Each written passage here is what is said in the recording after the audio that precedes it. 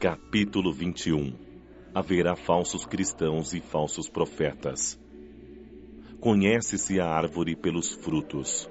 Missão dos profetas. Prodígios dos falsos profetas. Não acrediteis em todos os espíritos. Instruções dos espíritos. Os falsos profetas. Características do verdadeiro profeta. Os falsos profetas da erraticidade. Jeremias e os falsos profetas. Conhece-se a árvore pelos frutos. A árvore que produz maus frutos não é boa, e a árvore que produz bons frutos não é má, porque se conhece cada árvore por seu próprio fruto. Não se colhem figos dos espinheiros e nem se colhem cachos de uvas dos abrolhos. O homem de bem tira boas coisas do tesouro de seu coração e o mal do mau tesouro do seu coração. Pois a boca fala aquilo do que o coração está cheio. Lucas, capítulo 6, versículo 43 a 45. Guardai-vos dos falsos profetas que por fora se disfarçam de ovelhas e que por dentro são lobos roubadores. Vós os reconhecereis por seus frutos. Acaso podem se colher uvas de espinheiros ou figos de abrolhos? Assim, toda árvore que é boa produz bons frutos e toda árvore que é má produz maus frutos. Uma árvore boa não pode produzir maus frutos, e uma árvore má não pode produzir bons frutos.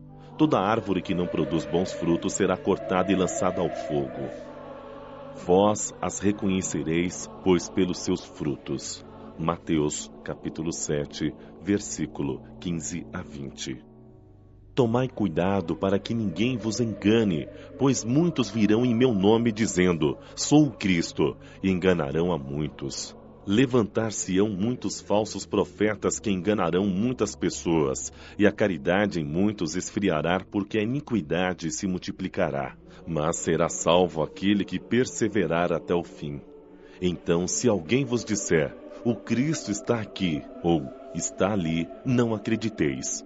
Pois levantar-se-ão falsos cristos e falsos profetas que farão grandes prodígios e coisas espantosas, a ponto de enganar, se fosse possível, até mesmo aos escolhidos. Mateus, capítulo 24, versículos 4 e 5, 11 a 13 e 23 e 24.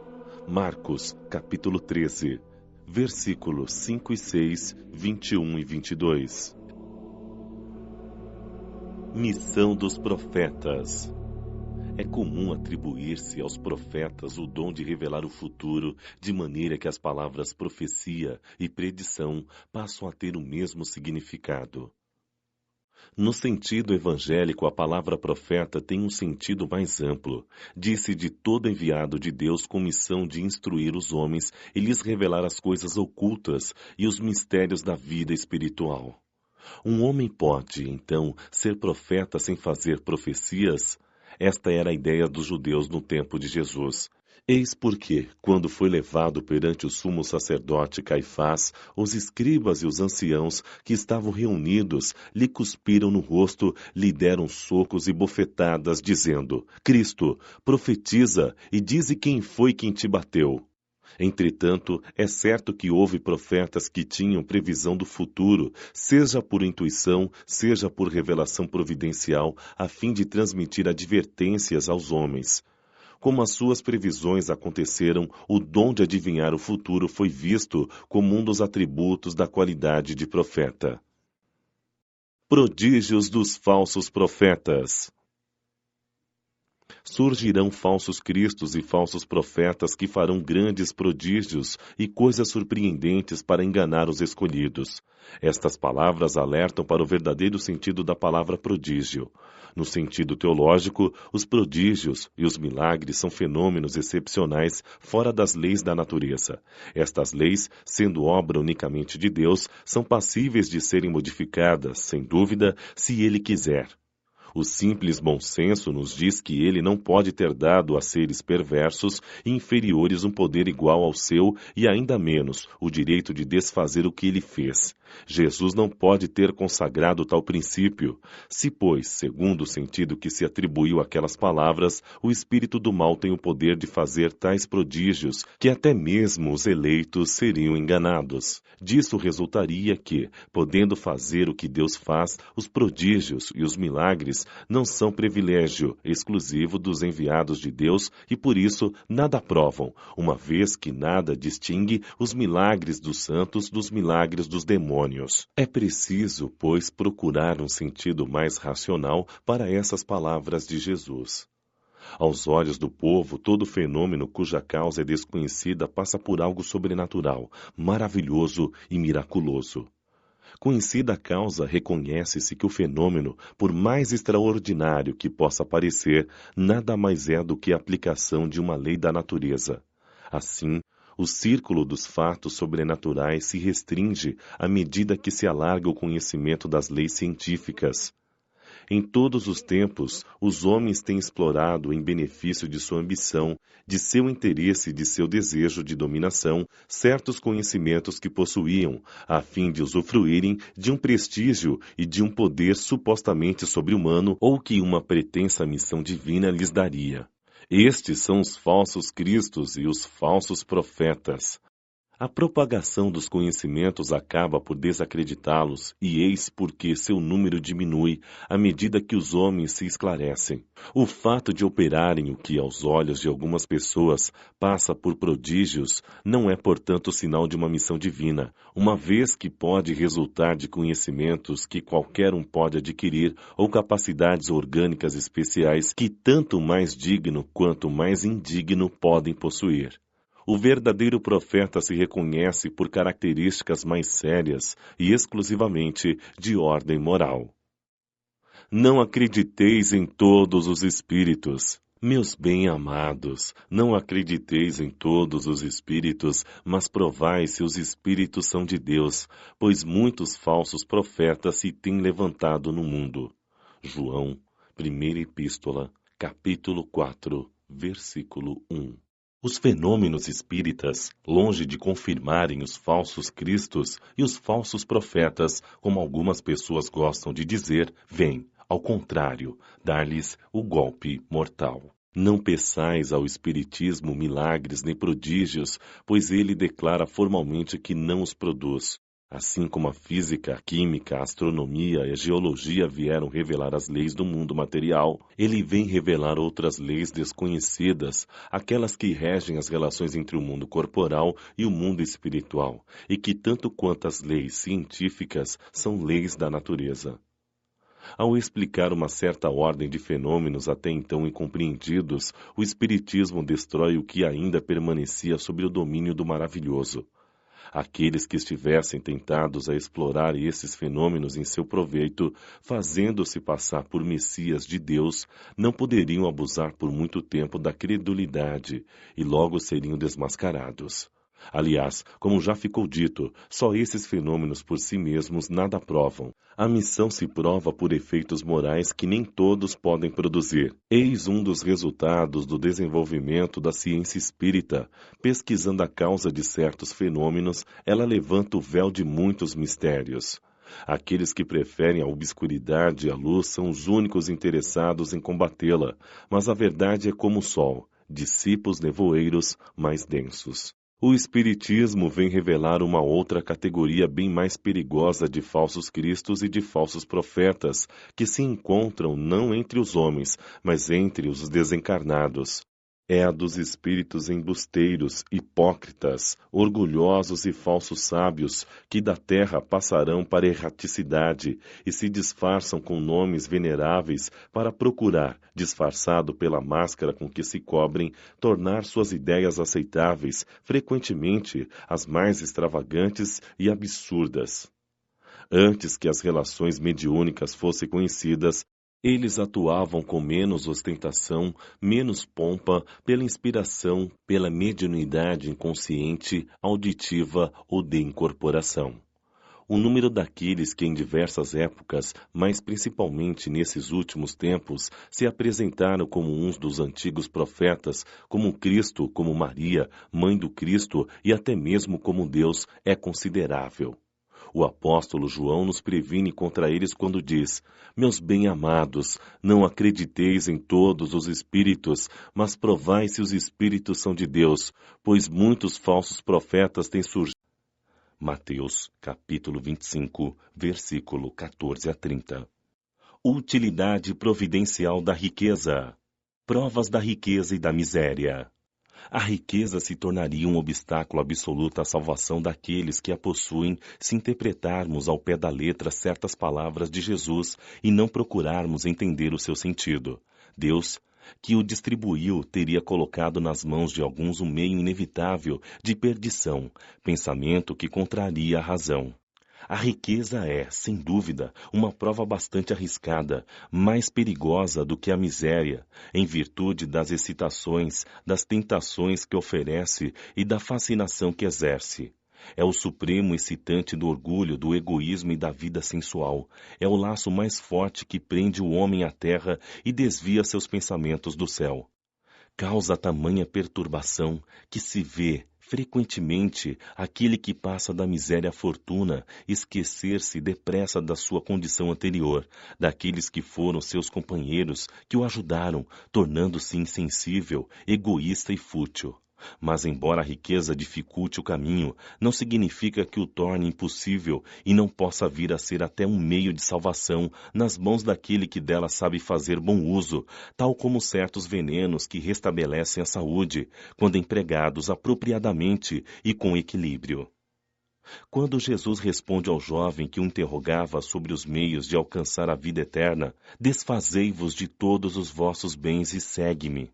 Não pretendia estabelecer como condição absoluta que cada um deva se desfazer do que possui e que a salvação só se consegue a esse preço, mas mostrar que o amor possessivo aos bens terrenos é um obstáculo à salvação.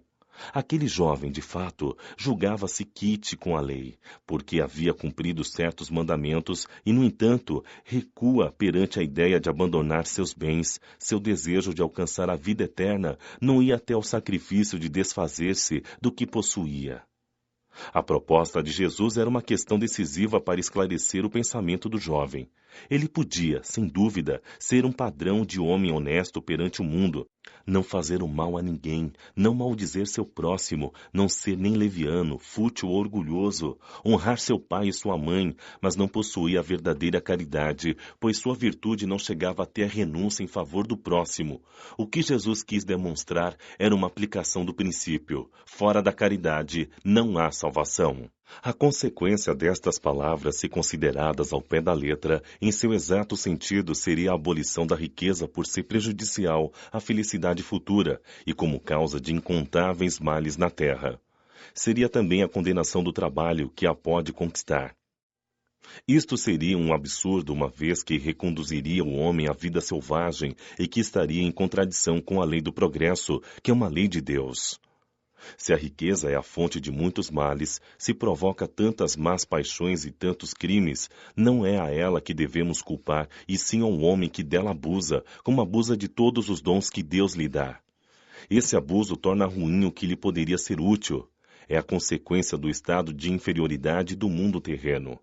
Se a riqueza devesse apenas produzir o mal, Deus não a colocaria na terra. Cabe ao homem fazer dela surgir o bem. Se ela não é um elemento direto do progresso moral, é, sem constatação, um poderoso elemento de progresso intelectual. De fato, o homem tem por missão trabalhar para o melhoramento material da terra, deve desbravá-la, prepará-la e saneá-la para um dia receber toda a população que sua extensão comporta. Para alimentar toda essa população que cresce sem cessar, é preciso aumentar sua produção. Se a produção de uma região é insuficiente, é preciso procurá-la fora. Por isso mesmo, as relações entre os povos tornam-se uma necessidade. Para facilitá-las, é preciso destruir os obstáculos materiais que as separam e tornar as comunicações mais rápidas. Para os trabalhos das gerações que se realizam no decorrer dos séculos, o homem teve de extrair materiais das próprias entranhas da terra, procurou na ciência os meios de executá-los, mais segura e rapidamente, mas para fazê-los cumprir necessitava de recursos. A necessidade fez com que criasse a riqueza, assim como ela o fez descobrir a ciência. A atividade exigida para esses mesmos trabalhos aumenta e desenvolve sua inteligência. Essa inteligência, que ele a princípio concentra na satisfação das necessidades materiais, o ajudará mais tarde a compreender as grandes verdades morais. Sem a riqueza, que é o principal meio de realização das necessidades do homem, não haveria grandes trabalhos, nem atividades, nem estímulos, nem pesquisas. É, com razão, que ela é considerada um elemento de progresso. Desigualdade das riquezas. A desigualdade das riquezas é um desses problemas que se procura resolver em vão, desde que se considere apenas a vida atual. A principal questão que se apresenta é esta: por que todos os homens não são igualmente ricos? Eles não são por uma razão muito simples, porque não são igualmente inteligentes, ativos e laboriosos para adquirir, nem moderados e previdentes para conservar. Está matematicamente demonstrado que se a riqueza fosse igualmente repartida, daria a cada qual uma parte mínima e insuficiente. Supondo-se que essa diferença fosse feita, o equilíbrio seria rompido em pouco tempo pelas diferenças de qualidade e de aptidões de cada um. Que, se isso fosse possível e durável, cada um tendo somente o necessário para viver, resultaria na destruição de todos os grandes trabalhos que contribuem para o progresso e bem-estar da humanidade, que ao supor que ela daria a cada um necessário, não haveria mais o estímulo que impulsiona o homem às grandes descobertas e aos empreendimentos úteis. Se Deus a concentra em certos pontos, é para que dali ela se expanda em quantidade suficiente de acordo com as necessidades. Admitindo-se isto, pergunta-se, por que Deus a dá a pessoas incapazes de fazê-la frutificar para o bem de todos? É novamente uma prova da sabedoria e da bondade de Deus. Dando ao homem o livre-arbítrio, quis que ele chegasse, por sua própria ação, a estabelecer a diferença entre o bem e o mal, de tal forma que a prática do bem fosse o resultado de seus esforços e de sua própria vontade. O homem não deve ser conduzido fatalmente nem ao bem e nem ao mal, porque seria apenas um ser passivo e irresponsável como os animais. A riqueza é um meio de colocá-la à prova moralmente, mas, como ela é, ao mesmo tempo, um poderoso meio de ação para o progresso, Deus não quer que ela fique por muito tempo improdutiva, e eis por que a transfere incessantemente. Cada qual deve possuí-la para aprender a utilizá-la e demonstrar que uso dela saberá fazer. Mas há uma impossibilidade material de que todos a possuam ao mesmo tempo. Se todas as pessoas a possuíssem, ninguém trabalharia e o melhoramento da terra sofreria com isso. Essa é a razão de cada um a possuir por sua vez. Desta maneira, aquele que hoje não a tem, já a teve ou a terá em uma outra existência, e outro que a tem agora poderá não ter mais amanhã. Há ricos e pobres porque Deus, sendo justo como é, determina cada um trabalhar por sua vez. A pobreza é para uns a prova de paciência e resignação, a riqueza é para outros a prova de caridade e abnegação. Lamenta-se com razão o péssimo uso que algumas pessoas fazem de suas riquezas, as vergonhas, paixões que a cobiça desperta, e pergunta-se: Deus é justo ao dar a riqueza a tais pessoas? É claro que se o homem tivesse apenas uma existência, nada justificaria tal repartição dos bens da terra. Entretanto, se em vez de limitar sua visão à vida presente, considerar o conjunto das existências, vê que tudo se equilibra com justiça. Assim, o pobre não tem motivos para acusar a providência, nem de invejar os ricos, e nem estes têm motivos para vangloriar-se dos que possuem. Se abusam da riqueza, não será nem com decretos, nem com leis que limitem o supérfluo e o luxo que se poderá remediar o mal. As leis podem momentaneamente modificar o exterior, mas não o coração. Eis porque essas leis têm apenas uma duração temporária e são sempre seguidas de uma reação desenfreada. A origem do mal está no egoísmo e no orgulho. Os abusos de toda espécie cessarão por si mesmos quando os homens deixarem-se reger pela lei da caridade. Instruções dos Espíritos. A verdadeira propriedade. Pascoal, Genebra, 1860. Verdadeiramente o homem só possui como seu aquilo que pode levar deste mundo. Do que encontra ao chegar e do que deixa ao partir, desfruta durante sua permanência na terra. Mas forçado, que é abandonar tudo, tem apenas usufruto e não a posse real. O que é, afinal, que ele possui? Nada do que se destina ao uso do corpo e de tudo que se refere ao uso da alma. A inteligência, os conhecimentos, as qualidades morais. Isso é que traz e o que leva, e que ninguém tem o poder. O Espiritismo dá os meios de pô-los à prova ao indicar as características pelas quais se reconhecem os bons espíritos, características sempre morais e nunca materiais. É para distinguir entre os bons e os maus espíritos que podem, sobretudo, se aplicar estas palavras de Jesus.